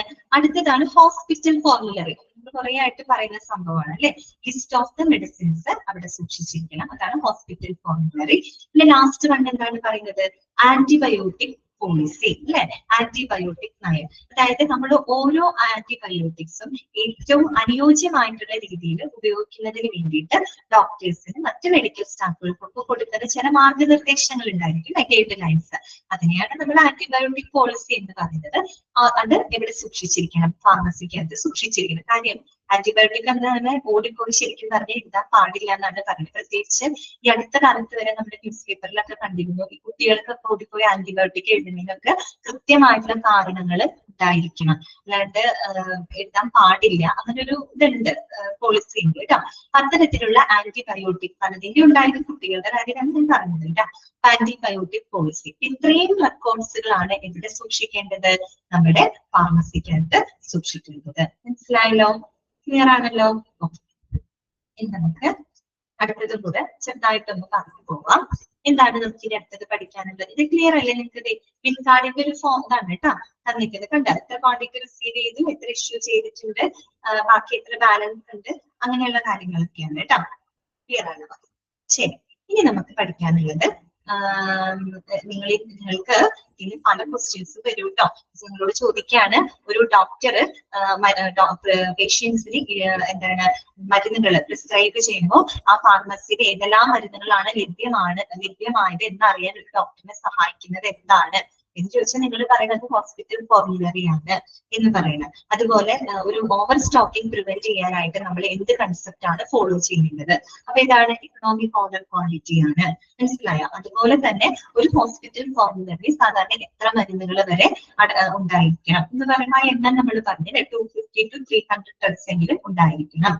അങ്ങനെയൊക്കെ കുറെ ക്വസ്റ്റ്യൻസ് അതിൽ നിന്ന് പ്രതീക്ഷിക്കാം കേട്ടോ. പിന്നെ താഴെ പറയുന്നവര് ഫാർമസിയിൽ സൂക്ഷിക്കുന്ന റെക്കോർഡിൽ ഉൾപ്പെടുന്നത് ഏത്, ഉൾപ്പെടാത്തത് ഏത്, ഇങ്ങനെയൊക്കെ ചോദിച്ചു കഴിഞ്ഞാല് അറിയണം കേട്ടോ, മിസ്സാക്കി കളയരുത്. ഓക്കെ. ഇനി നമുക്ക് സ്റ്റോറേജ് ഓഫ് ഡ്രഗ്സ് നോക്കാം. Storage of drugs. ഇനി ഡ്രഗ്സുകളുടെ സ്റ്റോറേജുമായിട്ട് സംഭരണവുമായിട്ട് ബന്ധപ്പെട്ട് എന്തെല്ലാം കാര്യങ്ങളാണ് നമുക്ക് പഠിക്കാനുള്ളത്. അപ്പൊ പ്രധാനമായിട്ടും പല ടൈപ്പ് ഓഫ് ഡ്രഗ്സ് ഉണ്ട് അല്ലെ, മെഡിസിൻസിന്റെ. നിങ്ങൾ ഡ്രഗ്സ് എന്ന് പറയുമ്പോൾ നമ്മൾ പൊതുവെ മെഡിസിൻസിനെ തന്നെയാണ് മെഡിസിൻ എന്നും പറയും, ഡ്രഗ്സ് എന്ന് പറയും. ഡ്രഗ്സ് എന്ന് മറ്റേതിനെയും പറയും കേട്ടോ, നമ്മള് ഡ്രഗ്സ് ഉപയോഗിക്കുന്ന ആൾക്കാർ അങ്ങനെയൊക്കെ പറയും കേട്ടോ. ശരിക്കും ഡ്രഗ്സ് എന്ന് പറയുന്ന വാക്ക് കുറച്ചും കൂടി ഒരു ബ്രോഡർ ടേമിലാണ് കേട്ടോ നമ്മൾ യൂസ് ചെയ്യുന്നത്. മെഡിസിൻ എന്ന് പറയുമ്പോൾ കൃത്യമായിട്ട് അതിന് പോസിറ്റീവ് ഔട്ട്കം മാത്രമേ ഉള്ളൂ. പോസിറ്റീവ് സെൻസിൽ തന്നെയാണ് നമ്മൾ മെഡിസിൻ എന്ന് പറയുന്നത്. ഒരു അസുഖത്തിന് ചികിത്സിക്കുക, അതാണ് മെഡിസിൻ. ഡ്രഗ്സ് എന്ന് പറയുമ്പോൾ മെഡിസിന് തന്നെ കുറച്ചും കൂടി ഒരു ബ്രോഡർ ടൈമില് എന്ന് പറയുമ്പോൾ അത് നല്ലതിനും ആവാം ചീത്തയ്ക്കും ആവാം. ഈ പറയുന്ന പോലെ നമ്മള് ആൽക്കഹോള്, മറ്റുള്ള മോശപ്പെട്ട മരുന്നുകൾ, അതൊക്കെ ഡ്രഗ്സ്. അതിനൊക്കെ നമ്മൾ ടോട്ടലി എന്താ പറയാ, ഡ്രഗ്സ് എന്നാണ് പറയുക. പക്ഷെ നമ്മൾ ഫാർമസി പഠിക്കുന്നത് കൊണ്ട് നമ്മൾ നല്ല അർത്ഥത്തിലാണ് ഡ്രഗ്സ് എന്ന് പറയുന്നത്. അതാ ഞാൻ പറഞ്ഞത്, ഡ്രഗ്സും മെഡിസിനും തമ്മിലുള്ള ആ ഒരു ടേമിലുള്ള ഒരു ചെറിയ വ്യത്യാസം പറഞ്ഞത് മാത്രം. അപ്പൊ പ്രധാനമായിട്ടും നമ്മൾ പല ടൈപ്പ് ഓഫ് ഡ്രഗ്സ് ഉണ്ട്, ദാറ്റ് മീൻസ് മെഡിസിൻസ് ഉണ്ട്. ഏതൊക്കെയാണ്? ഒന്ന് ജനറൽ ഡ്രഗ്സ് അല്ലെ, പൊതുവായിട്ടുള്ള ചില മരുന്നുകളുണ്ട്. പിന്നെ എന്താണ്? നാർക്കോട്ടിക് ഡ്രഗ്സ് അല്ലെ. നാർക്കോട്ടിക് ഡ്രഗ്സ് എന്ന് പറഞ്ഞാൽ എന്താണ്? നമ്മൾ ചിലപ്പോൾ തളർത്തുന്നതോ അല്ലെങ്കിൽ നമ്മളെ മരവിപ്പിക്കുന്നതോ ആയിട്ടുള്ള മരുന്നുകൾ. നമ്മൾ സാധാരണ ഈ പറയുന്ന അനസ്തേഷ്യ, സെഡേഷൻ, ആ ടൈമിലൊക്കെ നമ്മൾ ഹിപ്നോട്ടൈസ് അങ്ങനെയൊക്കെ ചെയ്യുന്ന സമയത്തൊക്കെ ഉപയോഗിക്കുന്ന ഡ്രഗ്സ് ആണ്. അതൊക്കെ മിസ്യൂസ് ചെയ്യുമ്പോഴാണ് വേറെ ലെവലായിട്ട് മാറുന്നത് കേട്ടോ. അപ്പൊ അതെ, മയക്കം അങ്ങനെയൊക്കെ നമുക്ക് നമ്മളെ തളർത്താതെ നമ്മളെ ഈ പറയുന്ന മരവിപ്പിക്കുന്ന രീതിയിൽ സൈക്കോ ആക്റ്റീവ് ആയിട്ടുള്ള ചില മരുന്നുകൾ ഉണ്ടാവില്ല, അതിനെയാണ് കേട്ടോ നാർക്കോട്ടിക് ഡ്രഗ്സ് എന്ന് പറഞ്ഞിട്ട്. പിന്നെന്താണ്? Inflammable drugs. പെട്ടെന്ന് ഈ പറയുന്ന വെരി സെൻസിറ്റീവ് ആയിട്ടുള്ള, തീ പിടിക്കാന്നുള്ള അർത്ഥത്തിൽ വെച്ചാൽ പലതിനോട് വെരി സെൻസിറ്റീവ് ആയിട്ടുള്ള മരുന്നുകൾ ഉണ്ടായിരിക്കും അല്ലെ. അത്തരത്തിലുള്ള ഇൻഫ്ലേമബിൾ ഡ്രഗ്സ് ഉണ്ട്. പിന്നെന്താണ്? അതെ, സെൻസിറ്റീവ്. പിന്നെന്താണ്? കോൾഡ് സ്റ്റോറേജ് ഡ്രഗ്സ് അല്ലെ, നമ്മൾ ഫ്രീസ് ചെയ്ത് സൂക്ഷിക്കേണ്ടത്. ഇനി അതല്ല, ചിലത് റെഫ്രിജറേറ്ററിൽ ഫ്രീസ് ചെയ്യാന്ന് വെച്ചാൽ ചില മരുന്നുകൾ നമ്മൾ റെഫ്രിജറേറ്ററിന്റെ ആ ഡോറിൽ കീപ്പ് ചെയ്യേണ്ട ചില മരുന്നുകളുണ്ട്. ചിലത് നമ്മൾ ഡീപ്പ് ഫ്രീസ് ചെയ്ത് സൂക്ഷിക്കേണ്ടതുണ്ട്. അങ്ങനെയൊക്കെ പല ടൈപ്പ് മരുന്നുണ്ടല്ലോ. അത്തരത്തിലുള്ള കോൾഡ് സ്റ്റോറേജ് ഡ്രഗ്സുകൾ, ഇൻസുലിൻ, ഇഞ്ചക്ഷൻ, ഇങ്ങനെയുള്ള മരുന്നുകൾ കോൾഡ് സ്റ്റോറേജ് ആയിട്ടാണ് നമ്മൾ സൂക്ഷിക്കുക. അപ്പൊ പ്രധാനമായിട്ടും പല ടൈപ്പ് മരുന്നുകളുണ്ട്. അറിയാലോ നിങ്ങൾക്ക്, ജനറൽ ഡ്രഗ്സ് ഉണ്ട്, നാർക്കോട്ടിക് ഡ്രഗ്സ് ഉണ്ട്, ഇൻഫ്ലേമബിൾ ഡ്രഗ്സ് ഉണ്ട്, കോൾഡ് സ്റ്റോറേജ് ഡ്രഗ്സ് ഉണ്ട്. ഈ പറയുന്ന ഓരോ ഡ്രഗ്സും സ്റ്റോർ ചെയ്യുന്നതിന് അതിൻ്റെതായ ചില പ്രത്യേകത ഉണ്ട്. എല്ലാത്തിനും ഒരേപോലെ അല്ല കേട്ടോ സ്റ്റോർ ചെയ്ത് വെക്കുന്നത്. അപ്പൊ അങ്ങനത്തെ ചില പോയിന്റ്സുകളാണ് ഇവിടെ പറയുന്നത്. സിമ്പിൾ ആണ് കേട്ടോ, എളുപ്പം മനസ്സിലാക്കാവുന്ന കാര്യമുള്ളൂ. നോക്കാം, സ്റ്റോറേജ് ഓഫ് ഡ്രഗ്സ് ആണ്. ഫസ്റ്റ് നമുക്ക് ജനറൽ ഡ്രഗ്സ് നോക്കാം കേട്ടോ, പൊതുവായിട്ടുള്ള മരുന്നുകൾ. എന്തൊക്കെ കാര്യങ്ങളാണ് അത് സ്റ്റോർ ചെയ്യുമ്പോൾ, ജനറൽ ഡ്രഗ്സ് സ്റ്റോർ ചെയ്യുമ്പോൾ ശ്രദ്ധിക്കേണ്ടത് എന്തൊക്കെയാണ്? ഫസ്റ്റ് പോയിന്റ് പറയുന്നത്, drug should be organised alphabetically in the cabinet. Cabinet എന്ന് പറഞ്ഞാൽ ഇവിടെ ഉദ്ദേശിക്കുന്ന കബേർഡ് ആണ് കേട്ടോ. വേറൊരു ക്യാബിനറ്റ് ഉണ്ട് കേട്ടോ നമ്മുടെ, അതല്ല. ഈ ക്യാബിനറ്റ് എന്ന് പറഞ്ഞാൽ കബേർഡ് ആണ്, ഷെൽഫാണ് ഉദ്ദേശിക്കുന്നത്. ഈ പറയുന്ന ക്യാബിനറ്റിനകത്ത് മരുന്നുകളെല്ലാം തന്നെ നമ്മൾ ആൽഫബറ്റിക്കൽ ഓർഡറിൽ വേണം ഓർഗനൈസ് ചെയ്യാനായിട്ട്. ഇപ്പൊ എ എന്ന് പറയുന്നുണ്ടെങ്കിൽ എയിൽ തുടങ്ങുന്ന മരുന്നുകളായിരിക്കണം ആ ഒരു ക്യാബിനറ്റിൽ സൂക്ഷിക്കേണ്ടത്. ബി എന്നാണ് ആ ക്യാബിനറ്റിൽ കൊടുത്തത്, ബിയിൽ തുടങ്ങുന്ന ഡ്രഗ്സ് വേണം സൂക്ഷിക്കേണ്ടത്. ആ ഒരു രീതിയിൽ ആൽഫബറ്റിക്കൽ ഓർഡറിലായിരിക്കും കേട്ടല്ലോ. ഓക്കെ, രണ്ടാമത് നമ്മൾ എന്തിന്റെ സ്റ്റോറിന്റെ കാര്യം പറയുന്നത്? ജനറൽ ഡ്രഗ്സ് കേട്ടോ, അതിന്റെ സ്റ്റോറിങ്ങിൽ ശ്രദ്ധിക്കേണ്ട കാര്യങ്ങളാണ്. പിന്നെ നമ്മൾ എന്താണ് പറയുന്നത്? Bin card depicting stock position. നമ്മൾ നേരത്തെ പഠിച്ചില്ലേ ബിൻ കാർഡ്? ആ ഒരു ബിൻ കാർഡ് നമ്മൾ സൂക്ഷിച്ചിരിക്കണം. എന്താണ് ബിൻ കാർഡ് ഡെപിക്ട് ചെയ്യുന്നത്? എന്ത് കാര്യമാണ് ബിൻ കാർഡ് നമുക്ക് തരുന്നത്? സ്റ്റോക്ക് പൊസിഷൻ അല്ലെ. ആ ഒരു മരുന്നിന്റെ സ്റ്റോക്ക് പൊസിഷൻ ആണ് ആ ഒരു ബിൻ കാർഡ് നമുക്ക് ഡെപിക്ട് ചെയ്ത് കാണിച്ചു തരുന്നത്. ചോദിക്കാം കേട്ടോ, ബിൻ കാർഡ് ഡെപിക്റ്റിംഗ് ഡാഷ് എന്താണ് കാണിക്കുന്നത്? ഒരു bin card depicting stock position അല്ലെ. പൊസിഷൻ ആണ് ആ സ്റ്റോക്കിന്റെ നിലവാരമാണ് ആ ഒരു ബിൻ കാർഡ് ഡെപിക്ട് ചെയ്ത് കാണിക്കുന്നത്. അത് ഉണ്ടായിരിക്കണം കേട്ടോ ഓരോ ഡ്രഗിന്റെ കൂടെ. പിന്നെന്താണ്? Short expiry to be arranged in front and long expiry at the back. അറിയാലോ, അതായത് കുറവ് എക്സ്പയറി ഡേറ്റ് ഉള്ള മരുന്നുകളെല്ലാം തന്നെ മനസ്സിലായില്ലേ സ്റ്റോക്ക് പൊസിഷൻ എന്താന്നുള്ളത്? നേരത്തെ ഞാൻ പറഞ്ഞിരുന്നു ബിൻ കാർഡിന്റെ കാര്യം കേട്ടോ. ബിൻ കാർഡ് എന്താണ് കാണിക്കുന്നത്? സ്റ്റോക്ക് പൊസിഷൻ ആണ് കേട്ടോ. പിന്നെ ഇപ്പൊ പറഞ്ഞ പോയിന്റ് ഇതാണ്, എക്സ്പയറി ഡേറ്റ് കുറഞ്ഞ മരുന്നുകൾ എപ്പോഴും ഫ്രണ്ടിൽ വെക്കാം കേട്ടോ. എക്സ്പയറി ഡേറ്റ് കൂടുതലുള്ള മരുന്നുകൾ പുറകിലായിരിക്കണം സൂക്ഷിക്കേണ്ടത്. അപ്പൊ ആ രീതിയിൽ വേണം നമ്മൾ സപ്ലൈയും ചെയ്യാനായിട്ട്. അല്ലാണ്ട് എക്സ്പയറി ഡേറ്റ് കുറഞ്ഞ മരുന്നുകൾ എപ്പോഴും ഫസ്റ്റ് സപ്ലൈ ചെയ്യാനായിട്ട് നോക്കാം കേട്ടോ. അതിന് വേണ്ടിയിട്ടാണ് ആ ഒരു സെറ്റിൽ അറേഞ്ച് ചെയ്യുന്നത്. പിന്നെ എന്താണ്? FIFO procedure to be followed. അതെ, ഫിഫോ. നിങ്ങളെല്ലാവരും കോമേഴ്സ് പഠിച്ച ആൾക്കാരാന്ന് തോന്നുന്നത് അല്ലെ. അപ്പൊ നിങ്ങൾക്ക് അറിയാലോ അല്ലെ, എന്താണ് ഫിഫോ എന്ന് പറഞ്ഞാല്? ഫസ്റ്റ് ഇൻ ഫസ്റ്റ് ഔട്ട് അല്ല. അല്ല പക്ഷെ അറിയാമെന്നല്ലേ. ഓക്കെ, അപ്പൊ ഫിഫോ എന്ന് പറഞ്ഞു കഴിഞ്ഞാല് ഫസ്റ്റ് ഇൻ ഫസ്റ്റ് ഔട്ട്. അതെ അതെ, അതായത് ഫസ്റ്റ് പർച്ചേസ് ചെയ്ത ഐറ്റംസ് ഫസ്റ്റ് സോൾവ് ചെയ്യുക കേട്ടോ. ആദ്യം മേടിച്ച സാധനങ്ങൾ ആദ്യം വിൽക്കാം, അത്രേ ഉള്ളൂ. അതിന് ഫിഫോ ഉണ്ടെന്ന് തോന്നുന്നു കേട്ടോ. ഫിഫോ ഒന്നും വേണ്ട, നമുക്ക് ഫിഫോ മതി. Okay, FIFO procedure to be followed. Clear ആണല്ലോ, ഫസ്റ്റ് ഇൻ ഫസ്റ്റ് ഔട്ട്. ആ ഓക്കെ ഓക്കെ, മിൽറോസ് പറഞ്ഞിട്ടുണ്ട് അല്ലേ. ഓക്കെ, കുഴപ്പമില്ല, മനസ്സിലായില്ല. പിന്നെന്താണ്, ദ ഡ്രഗ്സ് ഷുഡ് ബി, അതായത് ഫസ്റ്റ് പർച്ചേസ് ചെയ്ത സാധനങ്ങൾ ഫസ്റ്റ് തന്നെ സോൾവ് ചെയ്യണം കേട്ടോ. അതാണ് ഉദ്ദേശിക്കുന്നത്. ആദ്യം പർച്ചേസ് ചെയ്ത സാധനങ്ങൾ ആദ്യം തന്നെ വിൽപ്പന നടത്തണം. പിന്നെ the drugs should be used before the date of expiry. Okay, അതായത് നമ്മൾ എക്സ്പയറി ഡേറ്റ് കഴിയുന്നതിന് മുൻപായിട്ട് തന്നെ ഡ്രഗ്സുകൾ ഉപയോഗിച്ചിരിക്കണം എന്ന് പറഞ്ഞാൽ കുറെ എക്സ്പയറി ഡേറ്റ് കഴിഞ്ഞ മരുന്നുകൾ അവിടെ ഇരിക്കണം, എന്നാൽ പിന്നെ ഇതെല്ലാം കൂടെ അങ്ങ് തിന്നാകും. ഞാൻ വിചാരിക്കരുത്, അതല്ല ഉദ്ദേശിക്കുന്നത്. എക്സ്പയറി ഡേറ്റ് തീരുന്നതിന് മുമ്പ് ഡ്രഗ്സ് ഉപയോഗിക്കണം. അഥവാ ഉപയോഗിക്കാൻ പറ്റാത്തതാണെങ്കിൽ അത് സ്ട്രിക്റ്റ് ആയിട്ടുള്ള ചില പോളിസിക്ക് അനുസൃതമായിക്കൊണ്ട് തന്നെ ഡിസ്പോസ് ചെയ്തിരിക്കണം കേട്ടോ. അതാണ് അവസാനത്തെ പോയിന്റ് പറയുന്നത്. Expiry drugs to be disposed of as per the rule. Okay, ആ പ്രത്യേക ഒരു റൂൾ ഉണ്ട്, ഒരു പോളിസി ഉണ്ട് ഫാർമസിക്ക്. അതിലേക്കൊന്നും നമുക്ക് പോകണ്ട. ആ ഒരു പോളിസിക്ക് അനുസൃതമായിക്കൊണ്ട് വേണം കാലഹരണപ്പെട്ട മരുന്നുകളെല്ലാം തന്നെ നീക്കം ചെയ്യാനായിട്ട്. മനസ്സിലായോ? നമുക്ക് ഇന്ന് ഇത്രയും മതി കേട്ടോ. നിങ്ങൾക്ക് എല്ലാവർക്കും ഭയങ്കര വിശന്നിരിക്കുകയല്ലേ. കുറച്ചും കൂടെ കൂടുതൽ എടുക്കാൻ പറ്റുമെന്ന് വിചാരിച്ചു, പറ്റിയില്ല. ഈ ഒരു ആഴ്ചയോടെ ഞാൻ ഈ ഒരു ചാപ്റ്റർ തീർക്കണം എന്നാണ് വിചാരിച്ചത്. എന്നിട്ട് മൺഡേ നമുക്കൊരു പുതിയ ചാപ്റ്റർ തുടങ്ങാനാണ് പ്ലാൻ ചെയ്തിരുന്നത്. പിന്നെ മാത്രമല്ല എന്റെ അവർ കുറച്ച് കുറച്ചിട്ടുണ്ട്. നിങ്ങളുടെ ബാച്ചിൽ എനിക്ക് 8 അവറാണ് ഉണ്ടായിരുന്നത്. അതിപ്പോ പുതിയ മിസ് വന്നല്ലോ, നവ്യ മിസ് വന്നു. അപ്പൊ എനിക്ക് 6 അവറാക്കി. 2 അവർ എന്റെ പോയിട്ടുണ്ട്. അപ്പൊ മിക്കവാറും ഞാൻ ഇനി നമ്മള് വ്യാഴാഴ്ച വെച്ച് ബാക്കി എല്ലാ ദിവസവുമാണ് നമ്മൾ കണ്ടിരുന്നത്. ഇനി നമുക്ക് 3 ദിവസമേ നമുക്ക് കാണാൻ പറ്റുള്ളൂ. തിങ്കൾ ബുധൻ വെള്ളി ഈ ദിവസങ്ങളിലായിരിക്കും എന്റെ ക്ലാസ് ഉണ്ടായിരിക്കാം. അപ്പൊ നമ്മള് ഈ പറയുന്ന പോലെ ഇന്ന് പഠിപ്പിച്ച കാര്യങ്ങൾ ഒന്നുകൂടെ നമ്മൾ കൺക്ലൂഡ് ചെയ്യുന്നത്. ഇനി നമ്മൾ ഹോസ്പിറ്റൽ ഫോർമുലറിയുടെ അവസാനത്തെ 2 പോയിന്റുകളും കൂടെ നമ്മൾ ഡിസ്കസ് ചെയ്തിരുന്നു. അത് നിങ്ങൾക്ക് ക്ലിയർ ആയെന്ന് വിചാരിക്കുന്നു. കഴിഞ്ഞ ദിവസം ഞാൻ ക്ലാസ്സിൽ പറഞ്ഞത് ഇത് കോംപ്ലിക്കേറ്റഡ് ആയി പോയെന്ന് എനിക്ക് തന്നെ തോന്നി കേട്ടോ. അതുകൊണ്ടാണ് അത് റിപ്പീറ്റ് ചെയ്ത് പറഞ്ഞത്. പിന്നെ നമ്മൾ ഇന്റൻഡിങ് ഓഫ് ഡ്രഗ്സ് ആണ് കേട്ടോ.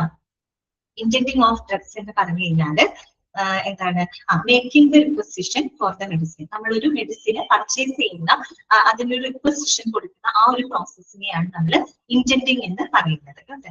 അതായത് ഒരു ഡ്രഗ് നമ്മൾ പർച്ചേസ് ചെയ്യുന്നതുമായിട്ട് ബന്ധപ്പെട്ടുള്ള കാര്യങ്ങളാണ്.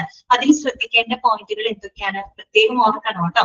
250 തൊട്ട് 300 മരുന്നുകൾ അടങ്ങിയ ഒരു ഹോസ്പിറ്റൽ ഫോർമുലറി ഏതൊരു ഹോസ്പിറ്റലിലും ഉണ്ടായിരിക്കണം. എണ്ണം നോട്ട് ചെയ്ത് വെക്കണം കേട്ടോ. പിന്നെ നമ്മൾ എന്താ പറയുക, ഒരു സേഫ്റ്റി സ്റ്റോക്ക് എപ്പോഴും മനസ്സിൽ വെച്ചുകൊണ്ട് വേണം നമ്മൾ ഈ പറയുന്ന മരുന്നിനുള്ള റിക്വസിഷൻ കൊടുക്കാനായിട്ട്. പിന്നെ പറഞ്ഞൊരു ഇമ്പോർട്ടന്റ് കൺസെപ്റ്റ് ആണ് എക്കണോമിക് ഓർഡർ ക്വാണ്ടിറ്റി എന്ന് പറഞ്ഞൊരു കൺസെപ്റ്റ് നിർബന്ധമായിട്ടും ഫോളോ ചെയ്യണം. എന്തിനു വേണ്ടിയിട്ടാണ്? ഈ പറയുന്ന ഓവർ സ്റ്റോക്കിങ്ങും തെഫ്റ്റും ഒക്കെ പ്രിവെന്റ് ചെയ്യാൻ വേണ്ടിയിട്ടാണ് കേട്ടോ. പിന്നെ ക്രിട്ടിക്കൽ ലെവൽ വരുന്നതിനേക്കാളും മുമ്പായിട്ട് തന്നെ നമ്മൾ ഓർഡർ ഇഷ്യൂ ചെയ്തിരിക്കണം. ഇനി ചില മരുന്നുകൾ നമ്മുടെ നാട്ടിലില്ല, പുറത്തുനിന്ന് കൊണ്ടുവരുന്നതാണെങ്കിൽ അത് എത്താനുള്ളൊരു ടൈമും കൂടെ, അതായത് ട്രാൻസ്പോർട്ടേഷൻ വരും അല്ലെ, അത് ട്രാൻസ്പോർട്ടേഷൻ ടൈമും കൂടെ നമ്മൾ അവിടെ കൊടുത്തിരിക്കണം. പിന്നെ അങ്ങനെ മരുന്നുകൾ എത്തിക്കഴിഞ്ഞു കഴിഞ്ഞാൽ അതിന് നമ്മൾ കൃത്യമായിട്ട് തന്നെ ചെക്ക് ചെയ്യണം. ക്വാണ്ടിറ്റേറ്റീവ്ലി ആൻഡ് ക്വാളിറ്റേറ്റീവ്ലി നമ്മൾ അതിനെ ചെക്ക് ചെയ്തിരിക്കണം. പിന്നെ ഈ റാൻഡം ആയിട്ട് സാമ്പിൾസ് എടുത്തിട്ട് നമ്മുടെ ലാബിലേക്ക് സെൻഡ് ചെയ്യണം. എന്തിനു വേണ്ടിയിട്ടാണ്? ചെക്കിങ്ങിന് വേണ്ടിയിട്ട്. അങ്ങനെ കൃത്യമായിട്ട് വെരിഫിക്കേഷൻ, ഏതെങ്കിലും മരുന്നുകൾ ഒരു നിലവാരം കുറഞ്ഞതായിട്ട് തോന്നുവാണെങ്കിൽ അത് നമ്മൾ ലാബ് ടെസ്റ്റിന് ശേഷം മാത്രമേ പേഷ്യൻസിന് കൊടുക്കാനായിട്ട് പാടുള്ളൂ. പിന്നെ നമ്മൾ പഠിച്ചത് എന്താണ് economic order quantity. It is nothing but it is a optimum quantity which minimises the total cost of an inventory. Okay, that is called economic order quantity. പിന്നെ നമ്മൾ പറഞ്ഞത് പ്രധാനമായിട്ടും എന്താണ്, ഇംഗ്ലീഷ് വീക്കിൽ മനസ്സല്ല അല്ല ഇംഗ്ലീഷിൽ ഇപ്പോ 2 ക്ലാസ് ഉണ്ടാവും കേട്ടോ. 2 ക്ലാസ് ഉണ്ടാവും. ബാക്കി എല്ലാ ബാച്ചിനും ഇംഗ്ലീഷ് 2 ക്ലാസ് വീതമുണ്ട്. നിങ്ങളുടെ ബാച്ചിന് ഉണ്ടായിരുന്നില്ല. പുതിയ മിസ് നിങ്ങൾ എങ്ങനെ ജോയിൻ ചെയ്തിരുന്നല്ലോ? ഗൂഗിൾ ക്ലാസ് റൂമിൽ ഇട്ടിട്ടില്ല. അതെ അതെ അതെ അതെ. പുതിയ മിസ് ഇംഗ്ലീഷ് മാത്രമുള്ളൂ. ജോബ് സാറായിരുന്നല്ലോ എടുത്തിരുന്നത്. അതിന് പകരമായിട്ട് ഓക്കെ. മിസ്സിന് എനിക്ക് ചൊവ്വയുണ്ട്. പിന്നെ എന്നുള്ളത് ഇന്നലെ വ്യാഴായിരിക്കില്ലേ? ഓക്കെ, ചൊവ്വ വ്യാഴം ദിവസങ്ങളിൽ ഇംഗ്ലീഷ് ഉണ്ടാവും കേട്ടോ. ഓക്കെ, 2 ക്ലാസ് ഉണ്ട്. ക്ലിയർ ആയില്ലേ? നിങ്ങൾക്ക് ടൈം ടേബിൾ കിട്ടിയിട്ടില്ല? ടൈം ടേബിൾ കിട്ടിയില്ലേ? പുതിയത് കിട്ടിയില്ല? ഓക്കെ ഓക്കെ, ഞാൻ മാഡത്തിനോട് പറയാം കേട്ടോ. നിഷ മാഡത്തിനോട് പറയാം, നിങ്ങൾക്ക് പുതിയ ടൈം ടേബിൾ കിട്ടിയിട്ടില്ലാണ് തരാം കേട്ടോ, ഇപ്പൊ തന്നെ പറഞ്ഞേക്കാം. ഓക്കെ, അപ്പൊ നോക്കാം, records and registers. Job sir ഇവിടെ തന്നെ ഉണ്ട്, വേറെ ബാച്ചിലാണ്. ജോബ് സാറ് എന്റെ അടുത്തായിരിക്കുന്നത് ടീച്ചേഴ്സ് റൂമിനകത്ത്. അപ്പോ സാറ് എന്നോട് പറഞ്ഞു, എനിക്ക് ഭയങ്കര ഇഷ്ടമുള്ള കുട്ടികളാണ് 8A ബാച്ച് പ്രത്യേകിച്ച്, ഇതുവരെ മിസ്സായി എന്ന് പറഞ്ഞു സാറിന്റെ അടുത്ത്. സാർ അന്വേഷണം പറഞ്ഞിട്ടുണ്ട്, ഞാൻ പറഞ്ഞത് നിങ്ങൾ അന്വേഷിച്ചതായിട്ട് ഞാൻ പറഞ്ഞേക്കാം. ഓക്കെ, കാര്യം നമ്മള് കാണുന്നില്ലെങ്കിലും കുറെ പ്രാവശ്യം ക്ലാസ്സിൽ കയറി കഴിയുമ്പോൾ ഒരു അറ്റാച്ച്മെന്റ് വരുമല്ലോ നമുക്ക്. അതാണ് പറയാട്ടാ, ഞാൻ ജോബ് സാറിനോട് പറയാം. അപ്പൊ നോക്കുക, റെക്കോർഡ്സ് ആൻഡ് രജിസ്റ്റേഴ്സ് നമ്മൾ പഠിക്കണം കേട്ടോ. സ്റ്റോക്ക് ലെക്ചർ, ഇന്ത്യൻ റെസിപ്റ്റ് വെച്ചിട്ട് ഞാൻ വായിക്കുന്നില്ല, നിങ്ങൾക്ക് മനസ്സിലായെന്ന് വിചാരിക്കുന്നു കേട്ടോ. പിന്നെ നമ്മൾ സ്റ്റോറേജ് ഓഫ് ഡ്രഗ്സ് ആണ് പറഞ്ഞത്, പല ടൈപ്പ് ഡ്രഗ്സ് ഉണ്ട്. അടുത്ത ക്ലാസ്സിൽ നമുക്ക് കണ്ടിന്യൂ ചെയ്യാം കേട്ടോ. പിന്നെ അപ്പൊ നിങ്ങൾ എല്ലാവരും പോയിട്ട് വേഗം ഭക്ഷണമൊക്കെ കഴിക്കുക, വിഷമം ഒന്നിരിക്കണ്ട, വേഗം പോയിട്ട് ഫുഡൊക്കെ കഴിക്കാം. ഇനി ഞാൻ പറഞ്ഞ പോലെ ചെയ്യട്ടോ, ക്ലാസ്സിൽ ഇരിക്കുന്ന സമയത്ത് ക്ലാസ് ശ്രദ്ധിക്കും വേണം. ഒപ്പം എന്തെങ്കിലും കഴിക്കാനായില്ലേ, ചിപ്സാ അങ്ങനെ എന്തെങ്കിലുമൊക്കെ എടുത്തുകൊണ്ട് വെച്ചിട്ട് അത് കഴിച്ചിട്ട് നമ്മൾ ക്ലാസ് ഇങ്ങനെ കേട്ടോണ്ടിരുന്നാൽ മതി. ഓക്കെ, ശരി എന്നാ. അപ്പൊ നമുക്ക് ഇന്നത്തെ ക്ലാസ് വൈൻഡപ്പ് ചെയ്യാം കേട്ടോ. നമുക്ക് മൺഡേ കാണാം. ശരി, ഡൗട്ട്സ് ഒന്നും ഇല്ലല്ലോ നിങ്ങൾക്ക്? ഞാൻ കൺമ്യൂട്ട് ചെയ്തില്ല. ഡൗട്ട്സ് ഉണ്ടോ? ഡൗട്ട്സ് ഒന്നുമില്ലല്ലോ? ഓക്കെ അല്ലേ? അപ്പൊ ശരി കേട്ടോ, നമുക്ക് മൺഡേ കാണാം. Thank you.